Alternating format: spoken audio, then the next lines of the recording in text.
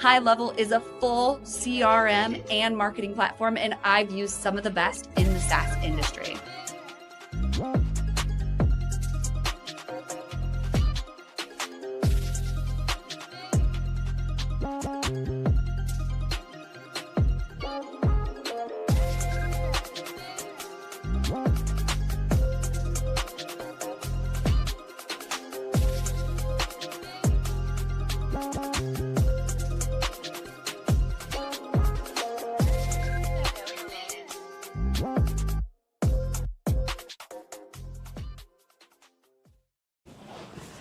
What's up, everyone? We are live on WinsDay, and we're live on Facebook, LinkedIn, YouTube, Twitch. We've got Instagram and X going, and I'm in a different location. I was literally like, as that video was playing, still trying to like figure out my setup here, but I'm at the Seattle Founders Capital Summit, and all these founders were just making their pitches for some money, some funding. It was so fun to watch.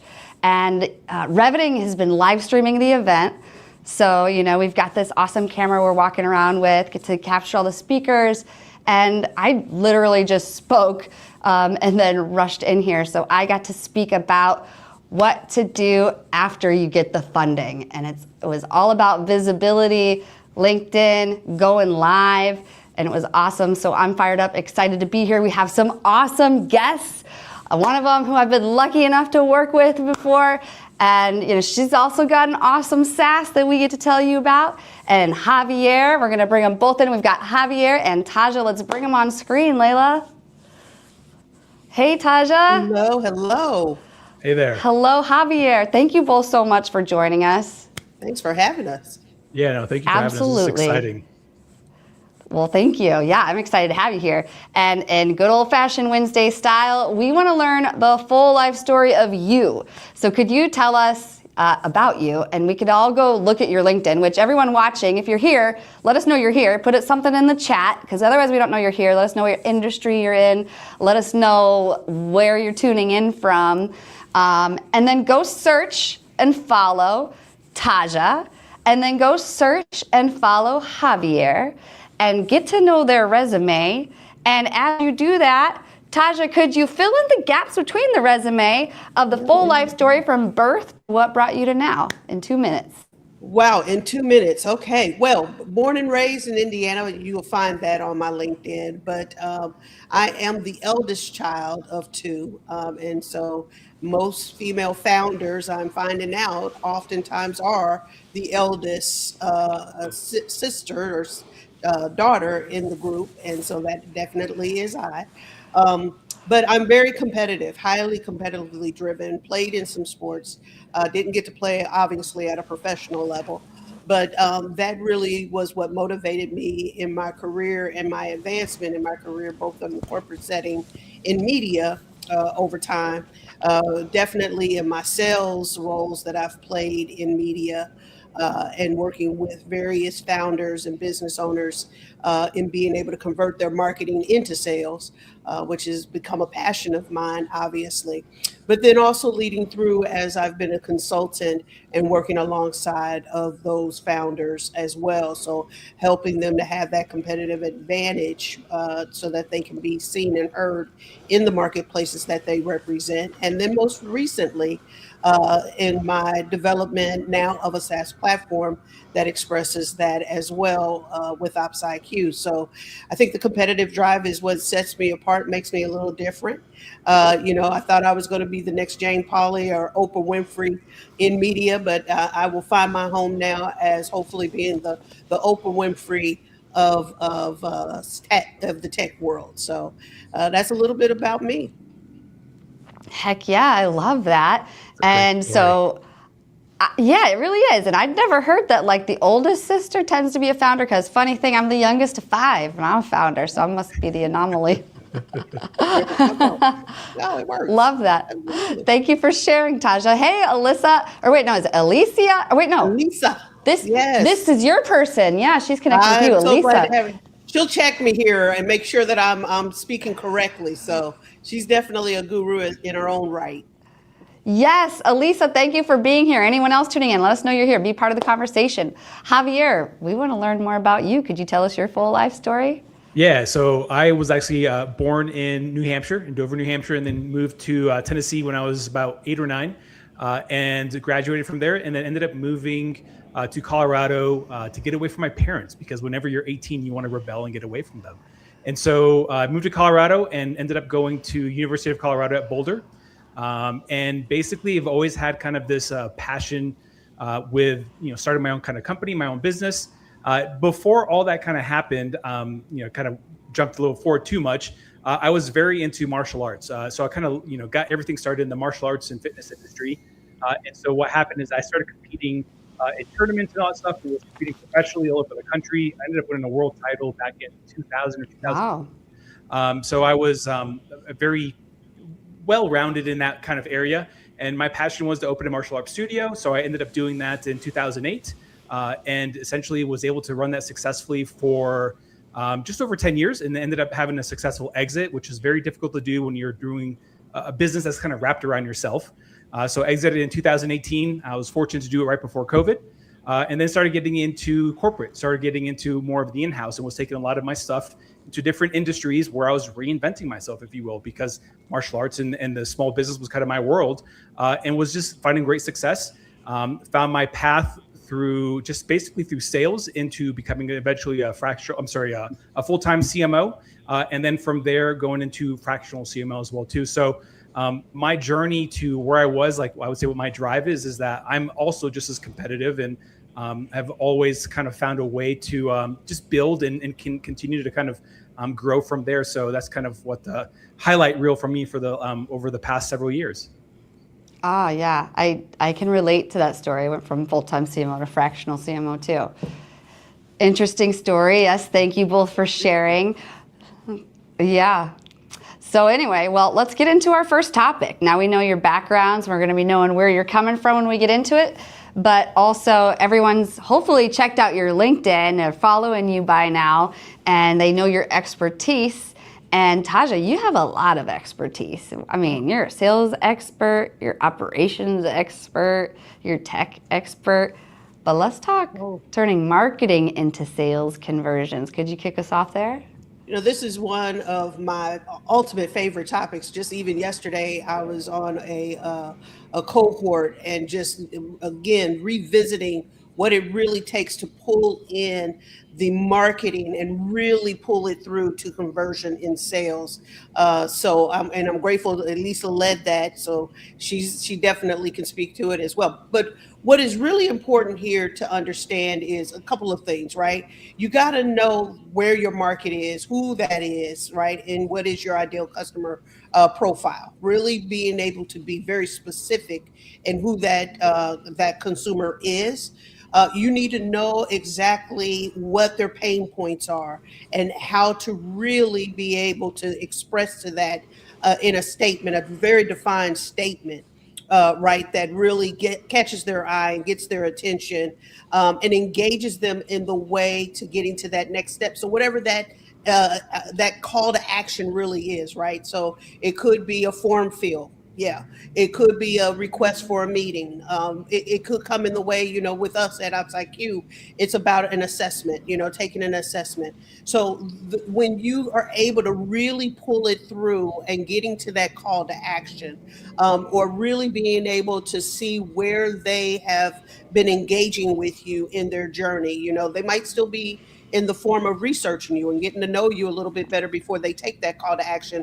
But how do you keep them engaged and in that process, right, to whatever that call to action is? And then it doesn't just stop at that call to action. We know that, right? So once the call to action happens, right, and you've gotten them to that meeting of discovery, and they're making considerations here, right? How do you really then continue to extend what it is that you bring in value proposition to them, what they can anticipate to be the outcome should they come and buy your products, good or service, whatever that is that you have, is the ultimate. But I oftentimes say it doesn't stop there. Because if you just become a one-track pony, if you will, and you're selling them just the one-time opportunity, you could miss what is an upsell or a renewal. So how do you really keep them engaged in that part of the process in a full cycle of sale, right? For that renewal, for that upsell. So it's encouraging to get what has been their process in utilizing your good or service, and making sure that you're surveying them, you're asking the right questions, you're being available to them, however that looks. If it's a tech platform that you're expressing that in multiple surveys throughout the year, if you have a good or an actual product, that you lend some space for them to be able to give you what that is. But the whole process, starting from that marketing side, all the way through to a renewal, through a further commitment, is a full cycle. It is not just the one time that you're able to touch them. So that is important to recognize that it's a multiple dynamic over the whole process. Mm-hmm. Yes. Yeah. Me too. I think, the two things that stuck out to me when you first started talking was pain, emotion. So important. You really do have to, I don't want to say trigger them, but you got to get something moving in them emotionally to make them want to think, right? And then the other thing you said was value prop.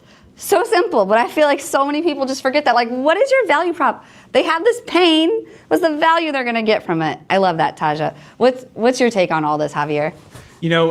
Going along with, she covered a lot that I 100% agree with. And, but going along with that, like where I kind of see some of the stuff is, there's Donald Miller. Most marketers are very familiar with him. He, very famous for building a story brand. And I love how his approach is about finding that pain and then making people feel what it's like whenever you continue down this path of pain. And like, this is what your life is going to be like if you don't have this solution, if you don't have this tool. And then here's what your life could be like if you actually implement this solution or tool into your business. And that's something that's really important, is that you've got to kind of distinguish on, like, you can continue your own path, but you could probably be running out of runway. You could be, losing on accounts and deals. Like, there's a lot of things, but you've got to lay that out explicitly. So I do believe that the value props are important, but you've also got to see what loss is like, and then what wins are going to look like. So if you don't know what loss is like and you don't make them feel that, no one's going to buy anything. So, we all buy based off of emotions. We don't buy based off of like, oh, it's going to fix this. There's an emotion. I mean, like it's like those infomercials, I never thought that, egg sticking to my pan was ruining my life. And all of a sudden I need to buy like a whole 5-set pan of, new stickless pans or whatever. But that's the idea that you need to kind of present. The other piece I would also kind of add to this is that marketing sales have to be working together as unison. You are tied to the, to the hip. And this is where marketing is really got to start learning how to talk to sales and get that feedback loop and be in those conversations, listen to calls, listen to the sales team and see what they're saying so that they can start bringing in the right types of deals to the top of the funnel, so that that journey becomes even better and better and better throughout the process, so that when renewal comes, it's not going to be pulling teeth. It's going to be like, yeah, this was an amazing experience. Well, it's because you were the perfect customer. You hit every check mark that we look for a customer. So of course renewal is going to be easy for us because you've experienced what we want to, deliver. And so those are some of the things I would also add to that. Absolutely. Yeah. Yeah, What's your take on that, I have to Taja? jump in and just say I'm so glad Javier brought up the fact that the team dynamic between what is marketing and sales, it is so closely held together as a family unit, as I would put it. That you have to make certain that also that the sales side understands that journey in marketing, right? Yes. Yes. Because 90% of the time, those that are looking to your services or good will not reach out to that salesperson immediately. They're still sourcing and finding and fact finding to know that what you are 100%. offering them actually Yep. is the thing they need, right? So that marketing component of it is very important that sales understands it as well as vice versa, as Javier stated. Yeah, I mean, like to go out. I love that you're saying that, because that's something that we battle in the marketing side, is that, hey, not everyone's going to convert when they see your ad. Not everyone's going to convert when they see your website. You still have to build trust, and those trust signals are going to be from different things, whether it's from reviews, whether it's going to be going to the website or LinkedIn profile, seeing if the CEO or founder is very active and social. Because if they're hiding behind a screen, like, they're going to be thinking like, I don't know if this is the company I want to do business with. There's all these signals that they're going to be researching, and that is critical to basically kind of pushing that buyer down that cycle a lot easier. And so when sales understands that not everything's going to convert, because in their mind is like, I can close anything. Well, yeah, like you have to be that arrogant and cocky to think that. I'm not saying it's a bad thing, but like, that's why you're in sales, and so you have to have that thought process, but at the same time, you also have to be realistic, And so I think that's where marketing comes in and be like, hey, yes, I know you can close everything, but if I gave you better opportunities, you'll probably have a higher close rate. And then you're going to be even happier because we're getting the right people in the funnel. Yeah, and what's really great when marketing can sell it before the salesperson even gets on the phone. Like, your content is that good. Yes. Their pain is they're coming to you and they want to buy. So then in that case, those situations, I do really like to actually do exactly what you were saying earlier, Javier, like on a sales call, but do it on a sales call where you're like, so what happens if you do nothing? And have them explain that to me. And before that, I guess, and how does that affect your business? How does it affect you? How does that affect your family? Yep. And then you're really getting into the emotion. And then they're like, okay, yeah, now I'm really ready. I want to sign up. Sometimes when you get too many inbound, you've got to filter out. Like that's sort of where we are. We get too much junk coming in. We don't want to talk to everyone. And everyone who thinks they want to be on a sales call with us, I don't know if we're actually going to be able to help you, and that's going to put us in a bad situation. So it's kind of like, I don't know. Yeah, that's what you made me think of. I mean, it's sales. Sales is selling verbally, talking on the phone, and then marketing is selling by text, by your screen. And so they're both creating emotions in different ways. If you're both able to create emotions that they can feel from the screen and on the phone, then all of a sudden you've got this like really winning dynamic, and that's what you're trying to create. Yep, exactly. And we do have to communicate. What do you think? So everyone says we need sales marketing alignment. Okay, everyone knows that, but it's always so hard. And as a marketer, I always felt like people are like, hey, marketer, go on those sales calls. It's like, I can't get access to them. They're not inviting me on the calls. I don't know when they are.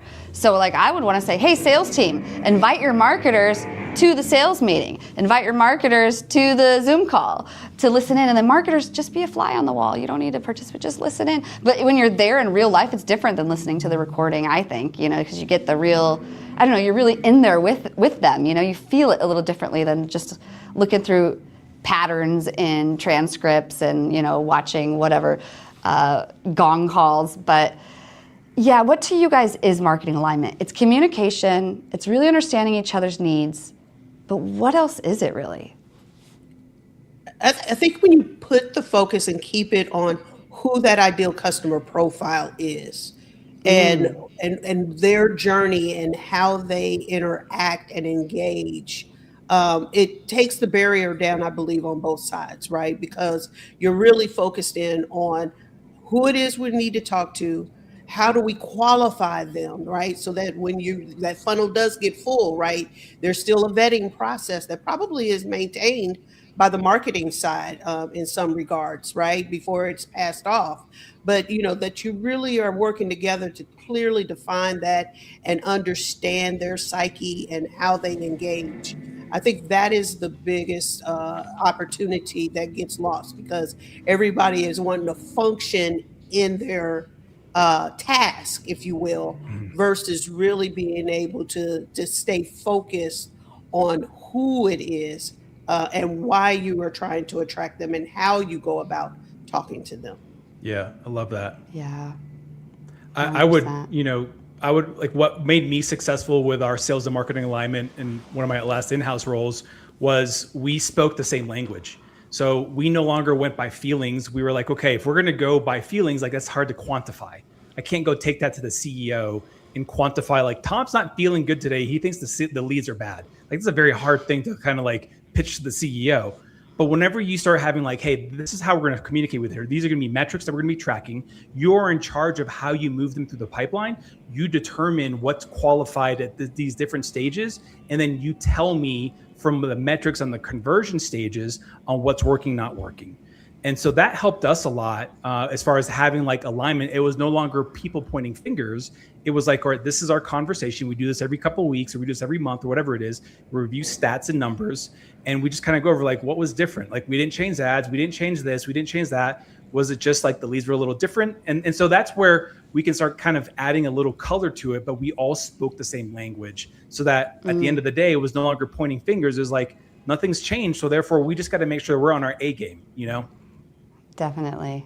Yeah. Well, I love that because I would say, in addition to that, speaking that same language and sharing the same analytics is working within the same systems, right? Yep. Like ensuring that everybody has exposure and, transparency to where all of that data lives and resides, so that everybody can see it in real time. And understand it is a good point, Javier. I love that. Yeah, no, this is good. I like this 1-2 combo. This is awesome. Awesome. Yeah, I love having two guests on. Take it on the road show. There we go. Let's do it. Get the road mic. We'll do a road show. Yeah. All right. Well, let's get into our next topic, because I can talk sales and marketing alignment probably all day. Okay, marketing accountability for revenue growth. All right, Javier, I believe this is your topic. Could you kick us off here? Yeah. So, I feel as though there's times where there are marketing leaders that don't kind of tie themselves to some sort of revenue growth. And quite frankly, in order to grow a company, you need to be making more money. And marketing leaders should not necessarily own revenue, but they should be influencing revenue in different ways. And so it's not just about brand, but you also need to create that demand. You need to do it together. And in order to create that revenue growth and create that accountability, this is where I really believe that the CMO and the CRO have to be tied to the hip. They have to be literally going together and creating that right go-to-market motion together. This is a team event, okay? One team is playing offense, one team is playing defense, but the only way to win is that we're both winning together on whatever we're doing. And so what I really love to see is that when we're creating this accountability, it's more of like, okay, sales, what do we need to hit as far as our numbers? And we already know what those numbers are. And you start working yourself backwards. Like, all right, if we need to hit, let's say $1 million in this quarter, then what we need to do is we need to start thinking about how do we start stacking the pipeline on the other side to get that $1 million conversion. And I know sometimes whenever you're a founder or a startup, it's hard to create that. And so you have to take the onus of saying, hey, for a quarter, we're going to be testing this and seeing how much pipeline we need to create at the top of the funnel in order for everything to kind of start trickling down to where we get $1 million at the end of the quarter. And we're going to see how it does. And we might have to pivot and adjust part of our strategies. And when you're doing that, you're laying out 2 or 3 strategies that you believe are going to be successful. You're like, hey, we're going to make some bets here. And the reason we're going to make these bets is that this is going to be influencing revenue in this way by doing this strategy. This is going to be influencing revenue by this way by doing this strategy. But every strategy is tied to revenue. It's not tied to vanity metrics. I'm not saying those are bad things, but they're tied to revenue. And as you're tying everything to revenue, then you have, better conversations with the leadership team, better conversations with your CEO and CFO. But what's going to happen there is as you're building out the strategy, then you're going to have like tactics and within those different strategies. And so how I look at this is that you've got your goal, you got your $1 million goal for the quarter, if you will. And then you've got your strategy. Maybe one strategy is going to be running ads on LinkedIn to try to, start building the top of the funnel. And it's probably a conversion type ad. And then maybe another strategy might be is using email strategies where you're building kind of more folks into your lake or your pond, and you're trying and testing different types of strategies from there.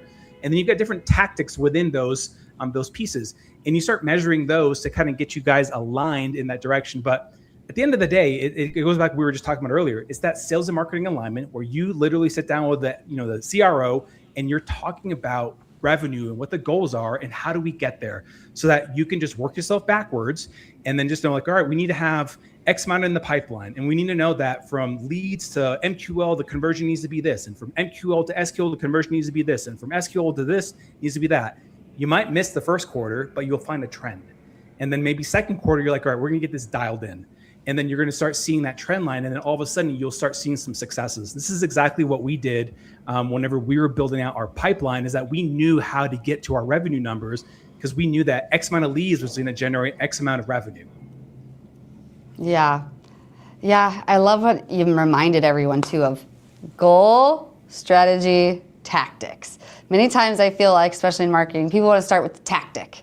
Yes. I was like, yeah, but they just want to jump right into cold email or something, or like social media. So like, what do you do with that? How do you get people to get focused on that goal when they're like, hey, we need this? And it's like, well, why do you need that? Like, how do you address that, Javier? I would put guardrails on everything. So as you're building this strategy out, it's guardrails. Like, this is what the guardrails are. We're not going to go to every social media channel because yes, they could work, but we're going to focus on one. We're going to focus on LinkedIn, or we're going to focus on meta ads. It doesn't matter, but you've got to create guardrails that everyone agrees on, from the CEO down to everybody else in the team. And the reason that you create those guardrails is that now no longer are we saying, but these people are doing this. Doesn't matter. That's not part of the strategy for the quarter. We're focused on this, and these are the guardrails. We will evaluate everything. Does this mean that you don't pivot? No, it doesn't mean that you don't pivot. It just simply means that in order to get some traction, you need to have these guardrails in order to keep you like aligned. And then you can actually truly test on like what's successful and what's not success. And the great thing about this is that if you know something's not working, the next quarter, guess what? Don't do it.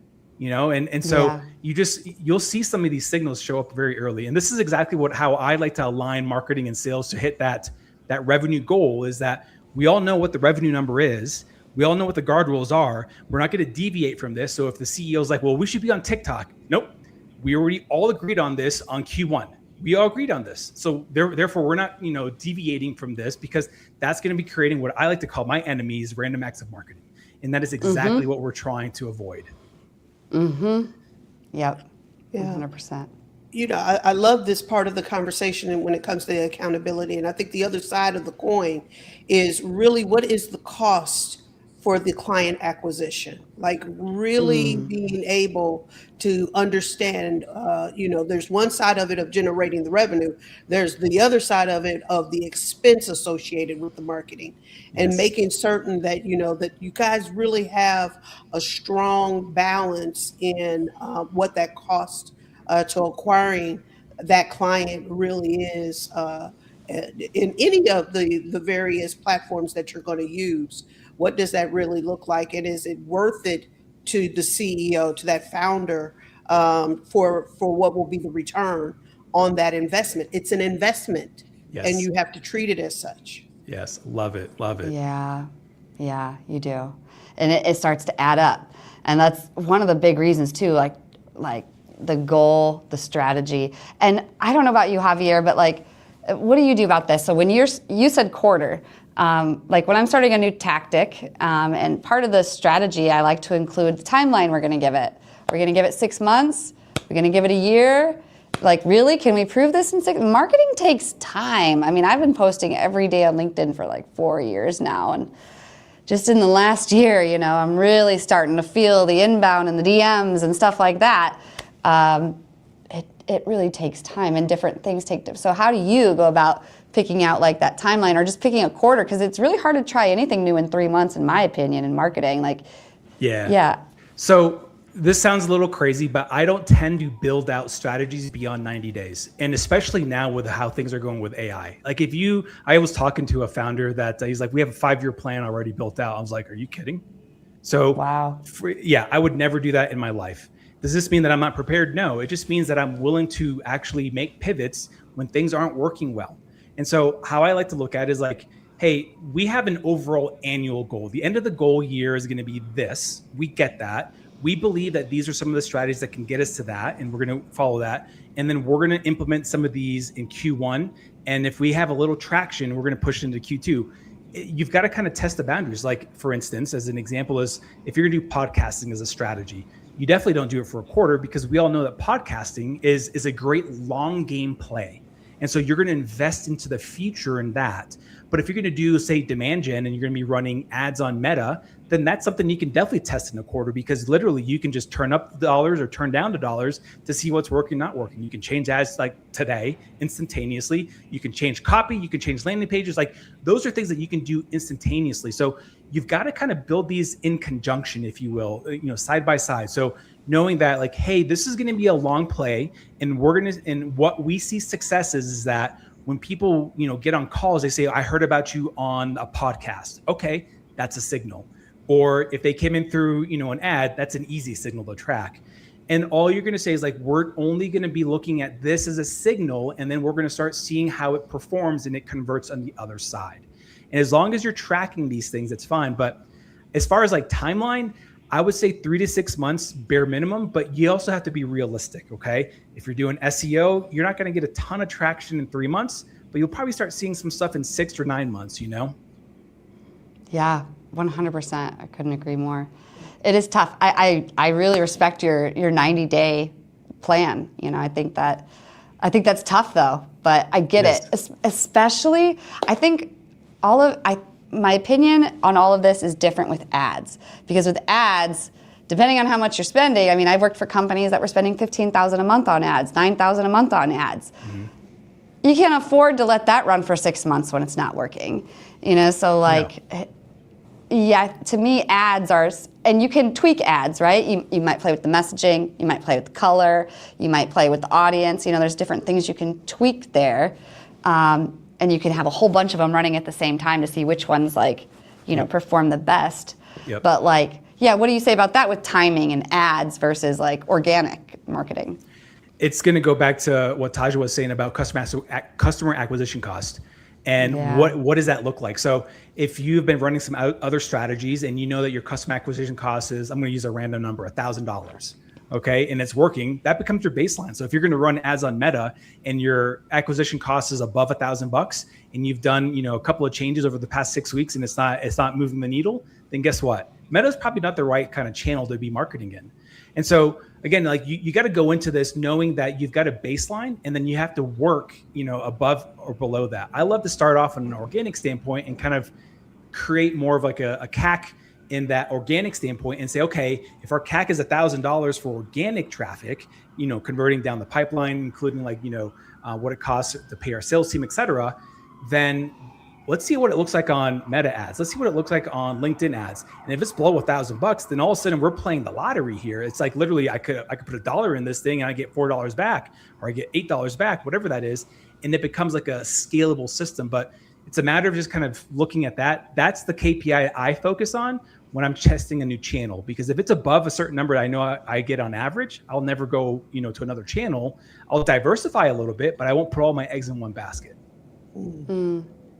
Yeah, that's a very good point. I love that you brought that up about putting all your eggs in one basket, especially when you might be in startup mode or a new product launch or something like that. Is you really do have to do some of this A/B testing and seeing what platform will deliver the best for you in that. And I love that discipline for sure. Yeah. You can't be tied to these things. You can't be married to everything. You just got to go in there agnostic to whatever it is. I don't care. Like I've told this to CEOs, I was like, I don't care if there's a purple elephant that makes us sell on our website. If a purple elephant gives us more leads and gives us more deals, we're putting purple elephants all over the website.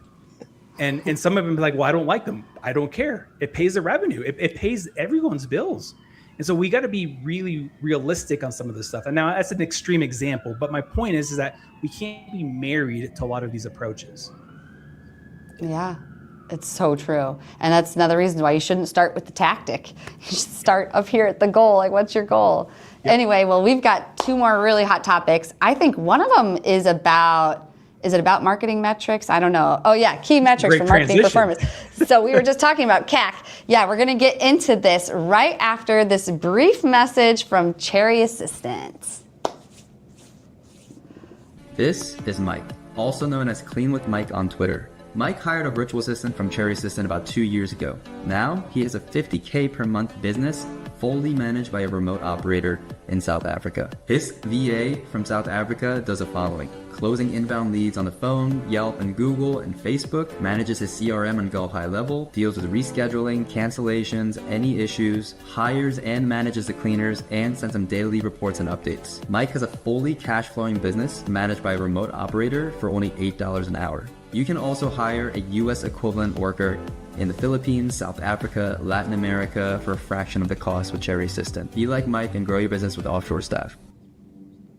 Yes, be like Mike. And if you're listening to this on podcast, we're showing a menu of services on video right now, including but not limited to lead generation, CRM management, prospecting assistance, sales presentation preparation, data entry and cleanup, customer support, project management assistance, and so much more. So scan that QR code, or if you're listening, just go to cherryassistant.com. Make sure you tell them that you heard about them from WinsDay for $250 off your first month with Cherry Assistant. So go check them out. And we've got one more brief message for you. We'll be right back. At Reviting, we help B2B founders, executives, brands turn their live streaming into a real revenue channel. One live stream turns into a podcast. It turns into a social clip. It turns into email content like a newsletter and actual sales conversations. You get to have a lot of conversations with people when you have a podcast or a live stream like this. And if you want to be known, trusted, and remembered in your industry, without being online 24/7, worrying about your posting, this is what we do. Just head on over to reviting.com and let's build your show. I want to give a quick testimonial for the Reviting team and Jessie. I was really nervous about doing lives. And so thanks to Jessie and her team, I've now been doing them for, I think, 7 or 8 months now. The other thing is they very much have helped me increase my reach and online presence. So thank you, Reviting and Jessie. One of the problems that we struggle with is getting our brand out there. What Jessie and her team have been able to do for us is to take advantage of LinkedIn and the idea of going live on LinkedIn and using that platform to its fullest extent through the way they're able to take the live event and break it down into bite-sized posts. Their team shows up very organized. They were able to take what was limited in terms of how our brand shows up, but actually turn that into visualizations for the different shows, the video clips that are being taken, as well as the content within the posts themselves. Jessie, I love what you and the team do. You make it so easy for me to get in, have a meaningful conversation with some amazing guests, and then watch the post-production. I've been picking up 50 followers a day just because that content is resonating so well. And I've had a number of people reach out to me who want to be guests on the show. So it's working across a lot of different channels for me, and I can't thank you enough. Awesome. I always the testimonials always get my heart. I feel it so much. But anyway, let's get back to key metrics, CAC. And I got to say my favorite metric is CAC LTV ratio, because I feel like CAC can sometimes lead us astray. Like I've got one client, my former employer. I was a full-time CMO. I went fractional. They're still with me 3 years later. They have a strong lifetime value for me. And so, if I just looked at CAC, I'd be leaving out some of the information there. But anyway, Taja, could you kick us off on this key metrics conversation? So I'm going to start with first, where do you find this information? Because I think that's very critical. Especially as a founder, most times you want to go straight to your financials and say, well, clearly it's not working because I don't have $1 in the bank. but that's not where you want to start, right? That's, in my book, I always tell people that's a lagging indicator of where you are. So, where are you pulling these metrics? I hope that you all have a strong CRM system in place that will allow for you to see what's happening in real time with your drip campaigns and the responses and the open rates and how long they're viewing your content or the message that you sent to them. That is one of the best places to go and reference that information, right? Number two, your Google Analytics, right? Like, how often are they visiting the website? What content are they consuming on your website? Is very critical data points that you'll want to be able to have at your disposal as well. And oftentimes you can link those two together to really see in the breadth of that one consumer or prospect as well. So, but then depending on whatever platform that you're using, making sure that you're staying abreast of what are the deliverables in those platforms, I think is very critical data points of information for you to gain as well. And especially if you're looking at, as Javier has brought up, the MQL and how it transitions then over to your SQL. These are great ways of seeing it in real time. So for me, it's more about where you're being exposed to that information, and then how you are looking at it and analyzing it in a way that makes sense. And really, for lack of a better word, a storytelling scenario. Love it. You covered a lot. I muted myself, had to unmute myself. I'm curious, Taja, do you have any favorite tools that you use for all of this that you might suggest? I'm going to say I'm not. So I am a big believer in a CRM, be it HubSpot, whatever system you use. But I also recognize, having been a former sales manager in my lifetime, it only will put out data that you put in there that is quality data. Yeah. Let's just start there. So, if you're not using quality data, if you're not inputting information in a timely fashion, the outputs are going to be just as bad as the inputs. That's first and foremost with any CRM. And so, I would start there. I've shared with you a little bit my experience, obviously, Google Analytics. But then, there's several other platforms that, based on what you're using in way of ad placement, I would suggest that you're always looking in and tapping in there. So if you're using LinkedIn, that you're going into your campaigns and seeing in real time the deliverables on those campaigns, which ones are working best for you versus the ones that still remain a little stagnant, building that information and understanding. Yeah. Have either of you ever heard of Profitwell? Profitwell is a tool you can integrate with like your Stripe. Yeah, I've had good experiences with that. Maybe not now in the past, like not now, because if you've got revenue coming in from multiple places, Stripe, and then you've got direct, it's not going to get everything. But back when I worked for a SaaS platform and all the payment was coming through Stripe, Profitwell could tell me my CAC, could tell me my lifetime value. It had all of that information. It was super helpful, because like even in HubSpot or any CRM, you got to still do the math. You got to go, like it's not just going to create the CAC for you and like give you your lifetime value in a chart. You got to go find the formula and do some math as a marketer. I mean, I can't tell you how many times I did that. But yeah, I don't know. Javier, do you know of any other tools that help with that?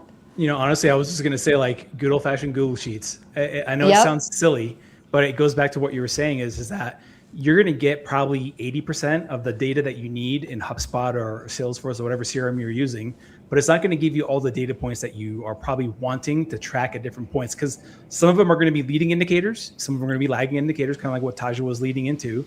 And what you want to do is you want to make sure that you're like, okay, this helps me get to this point, but this doesn't really give me everything. So I need to make sure I run a spreadsheet and do the calculations and track it every single month so I can start seeing how this data is going to start reflecting the strategies that we're running. So, a CMO should be able to run very strong spreadsheets to make these calculations. It's part of the role. It's part of the job. It's not just brand and not just running ads, but you want to see how things are converting at different stages. You want to see other calculations. You want to, one of the things that you can't really get through an ad through like HubSpot is ROAS. Okay. Like you're not going to get that in HubSpot. Like you can get close to it, but if you're like, well, it's kind of this, and it's like this person saw the ad, but then the last click attribution was organic, and like, so you're going to have to make some ballpark estimates, and you have to say, hey, I'm okay giving up 10%, 15% of, plus minus of what this really is. And we're going to use this for directional kind of purpose. And so this is kind of why I love using spreadsheets, because then you can make your own rules in there as opposed to being stuck to what the CRM says, like, this is how ROAS is calculated. Like, well, that's not how we do it in our company. So you're going to have to just know that there's going to be some tools that are amazing and get you 80, 90% of the way. And others are like, crap, this is not going to work. And you're just going to have to adjust.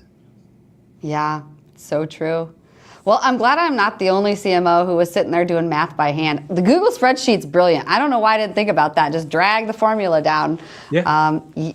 No, this is good stuff. Well, Taja, is there anything else in terms of key metrics you might share with us? I'm not going to talk necessarily about the metrics, because that is, I don't want to belittle this, but what is very key to me as a founder is how frequently I am reviewing and telling the story and understanding what it is that I am seeing. Oftentimes founders and CEOs go lacking that information, and I think it's critical that they step in and understand that. Even at the organic space of your LinkedIn, I'm shocked at times that founders don't know the engagement with their company pages on LinkedIn. They have no clue of what that means and how to utilize it at their best for their company dynamics. So being really dialed in at that founder level, I think, is critical. Critically important. I would even add to even looking at your personal profile as far as views and impressions, because quite frankly, like, Jesse, you said this at the very beginning, people buy from people. They're not buying from ABC Corporation. They're buying the service or product from there, but they're buying from those people. And so I think if you have a very strong founder that is very active in thought leadership and putting themselves out there, they should be looking at their impressions. They should be looking at their click-throughs. Like LinkedIn gives a lot of free data that is not available in a lot of other platforms. And it's amazing. And I quite frankly love it. And so, my impressions versus a founder's impressions are going to be quite different, especially if you're a salesperson. Your founder is going to probably have 2 or 3 times more impressions just because of their title versus an AE, So that should be part of the strategy, and using that as it's just kind of like a directional strategy. Like, hey, anytime our founder posts about this, we see an uptick in this. Interesting. And let's see what the impressions are like. Let's see what the comments are like. So like those things are like silly metrics, but at the end of the day, like if they lead to revenue, they're important. It's really true. And it's the whole reason my company exists, really, is because we had to get the story from the founder out there. I was a full-time CMO and working for a data exchange platform. It was very complex, and I didn't know how to get this story out. But when the founder talked, it all made sense. So if I just put the camera on him, then I could put that out there, and that was what got the traction. So that was how this whole concept started. Was I didn't fully understand what we were doing, so I had to interview the founder. And man, other people didn't understand what we were doing either. So like if your own CMO doesn't really fully understand what you're doing, other people might not understand what you're doing. So it's our job to simplify it. But the founder saying it versus the engineer or the sales guy is like night and day. Because that founder, we were talking about sales and marketing alignment up there. That founder is the seal of sales and marketing. Yes. The founder understands all the metrics. Yes. The founder is the story behind it. That's why I like to ask, what's your full life story from birth to what brought you to now? So people can connect with you. Well, you started this company for a reason, and people want to understand that reason. And that's really interesting. So yeah, I'm with you 100% on the founder brand. There's actually a book called Founder Brand by Dave Gerhardt. It's a yellow book, and I suggest everybody go read it. Yeah. Yeah. Yep. All right. Well, shall we get into our fourth topic? Let's do it. The $2 million life cycle strategy that converts. Javier, kick us off. So this is something that it's interesting because when I explained the strategy to other individuals, they're like, well, it's just a drip campaign. I'm like, not really. So as you all probably know, lifecycle strategies is essentially going to be email, but what you're doing is you're using your email strategies in different ways. It's going to be maybe marketing emails. It's going to be a combination of different things. Most people only think marketing emails. And then the other part is that a lot of the times when they think marketing emails, they're thinking buy, or like sell my product. And that's just what it is. What you need to try to do is you got to kind of build a story in different ways. And so how I did this is we use sales-based emails coming from our sales team from their actual inbox to help kind of build this momentum. And then we coupled that with marketing emails that were going out once a week, but we were asking the same thing 5-6 different ways. So it didn't seem like it was being annoying. And so the idea is that you got to find a combination of both. So let's talk about the sales piece. And so this is not just like a sales email that Tom wrote. This is a pre-planned sales email based off of how the lead came in and what their interest is and where they probably dropped off so that sales-based email makes sense. And then those are going out at a drip because if you're bringing in high volume leads, you may not be able to send emails to every single one of these. And then those create hand raisers. So then the sales team now can focus on the hand raisers for the people that basically responded to an email or said like, yeah, I'm interested, or responded to a text message because we tied it with SMS and emails. And so what we did is we compressed the sales cycle and we kind of pushed everybody to where like, all right, let's see if we can convert more hand raisers and see what happens. And so an example is that we were able to close deals within, 50% of our deals were getting closed within 7 days because we compressed the sales cycle in those emails. So in those first 7 days, we built urgency, okay, where we were really trying to get people to raise their hands and kind of call themselves out, that top 4%, that top 10% of that are current buyers. And then if nothing happened, then we would kind of nurture them and indoctrinate them, but they were still sales-based emails. So they weren't really pushing for a meeting. It was just kind of like dripping some stuff. In the meantime, we also had these marketing emails going out. Some of them were indoctrination emails that kind of let them know a little bit more about what we do and how we do things. Others are like, let's focus on one area so you understand more of the big picture. And then eventually they would be getting their weekly nurture emails that they got on Sundays, or on Saturdays is whenever we would send them.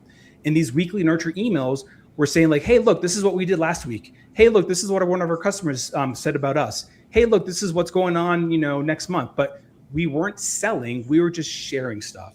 And then so that's part of the piece of it. So after on the sales side, after those leads maybe, don't convert after 30 days, they would get recycled naturally. So then what would happen is we had a workflow and then that person would get redistributed to a new salesperson. And that salesperson had basically new leads coming from a different person saying, hey, did you ever buy this? Did you ever get this thing done? And then it strikes a new conversation. And so now that is creating these conversations with these new people. And so now all of a sudden, like we have this pipeline that's always getting recycled to the different sales team. So it doesn't matter if it's a new lead or an old lead, but they're getting recycled, just kind of part of the process. And then we've got these marketing emails that are kind of doing the same thing, where they're kind of engaging and sharing things. And so what happens is that we have kind of like two tails that we're building. We've got something that we know we're going to convert within the first 7 days. And then we've got that we know something that's going to convert 30, 60, 90 days from now, but it's already done. And so this allows us to kind of customize that journey. Those sales emails, they were all kind of customized based off of how they dropped off on the actual buying process so that you didn't talk to everybody the same way. If you dropped off at the payment page, you have a different conversation than if you dropped off after you put your information on the opt-in form, on the opt-in form. So like those conversations, those deals are different.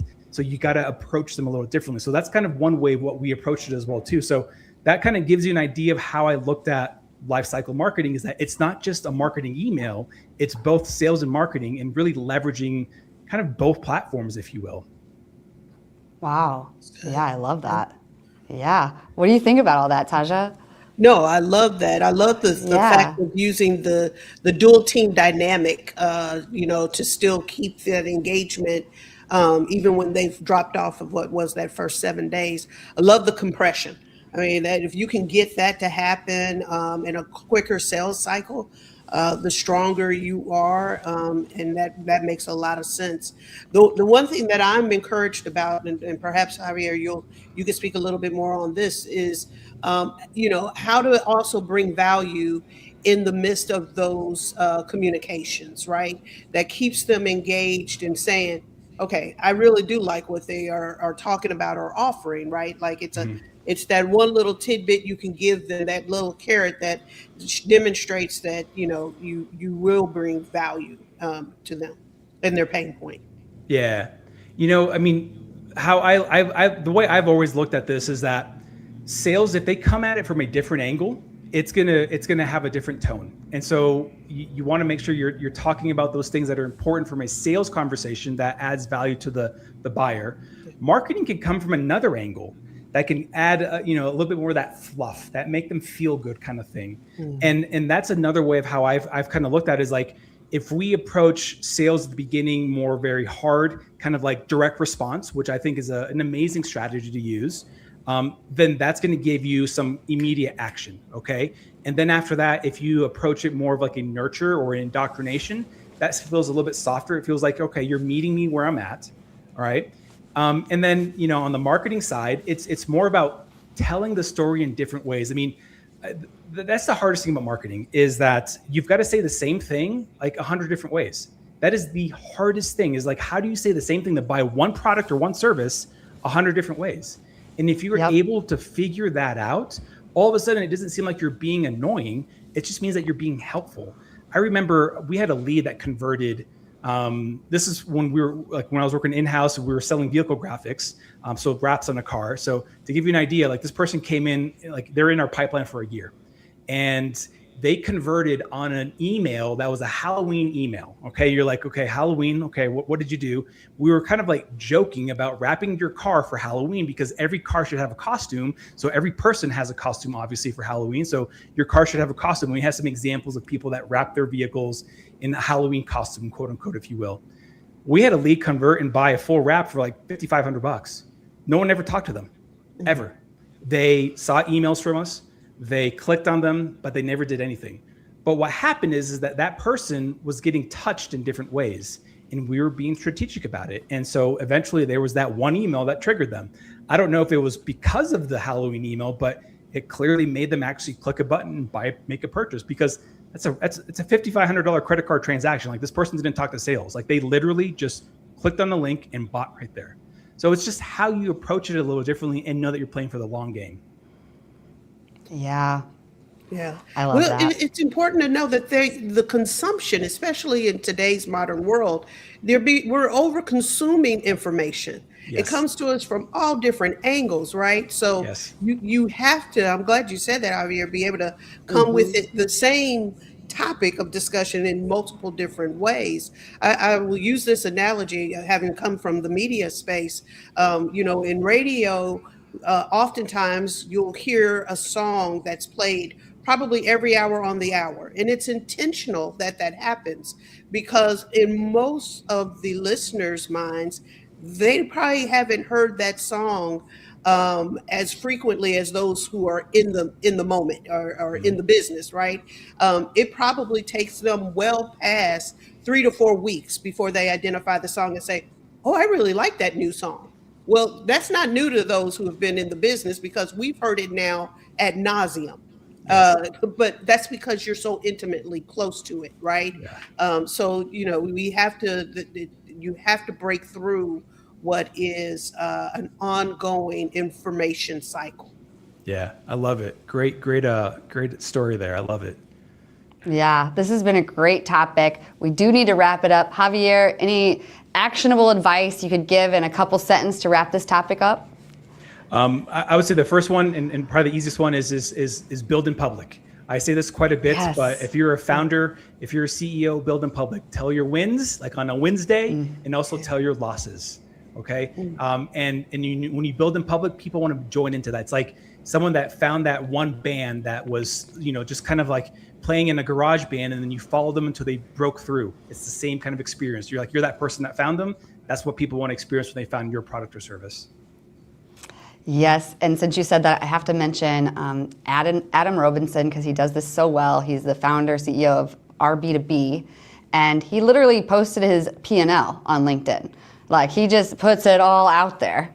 And he bootstrapped a business to 7 figures. I don't know exactly what it is now, but yeah, I mean, he just puts it all out there, and that's how he did it. But anyway, we got to get into our next segment for Guru of the Week. So Layla, can you play that video for us? The Guru of the Week. Ooh, ooh. The Guru of the Week. Ooh, ooh. Yeah, so for 300 plus episodes, I sang Guru of the Week. We finally have a video of it. But could you both please tell us your Guru of the Week? Oh, wow. Well, I'm going to give a shout out to my Guru of the Week, affectionately known as JG, but Jonathan Gravis Marketing team. He is my Guru of the Week. I've known Jonathan for a very long time. He is a solid marketer, sales savant, and he would be my Guru of the Week. I would give my Guru of the Week to Mel Bell. I've had a couple of conversations with her, actual interaction. We are both we are both graduates from the University of Colorado, so that kind of brings us together. She runs a fractional company, also known as a Grit Marketing Company, and we tend to kind of feed off of each other. When we're posting something that's a little controversial, she'll say something, that kind of like trigger some other folks. I'll do the same thing, but it's a great way of kind of supporting each other. So she's just a great marketer in general, and overall, I think a really great human being.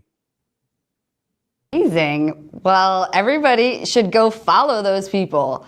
Tag them in the comments. We've got Jonathan, Mel. Go make some new connections. And then finally, we do really want to know a little bit more about you before we get off here. So could you both just tell us a little bit more about who it is you serve, how you serve them, and if they could be served by you, how do they reach you? Taja?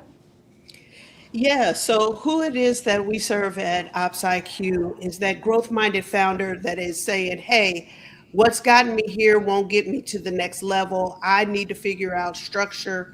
I need to get clarity with this team so that we can continuously successfully deliver our goods and services. So the reason why they come to us is that we help them with that structure in both resources of documentation, SOPs, definitely is in there. But then also we have a curated suite of C-suite of advisors that help them along the way. Everything from legal to finance, HR, sales and marketing, all within that platform, engaging with them in various events throughout the month. And so the way that you can find us, obviously, is on LinkedIn. You absolutely, I'd love to have you to connect with me on LinkedIn, but then OpsIQ does have a LinkedIn page, or visit us at opsiq.biz. Thank you, Taja. I really appreciate that. And how about you, Javier?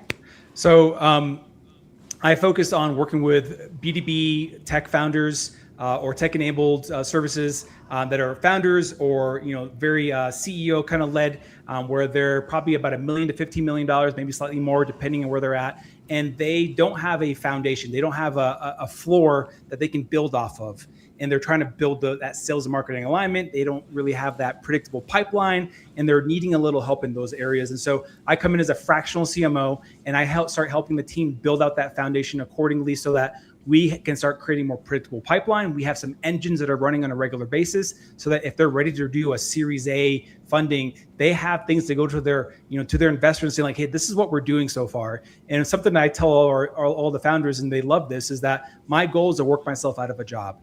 So what I want to do is I want to be able to build the foundation, build the strategy, and then help you execute this as well too. So I'll actually get in there and roll my sleeves up and then make sure that we have this thing running, and then we can either bring resources to continue this thing running, or we can hire somebody, and then from there give them the keys and they have a fully operating system that's running and making revenue for their team.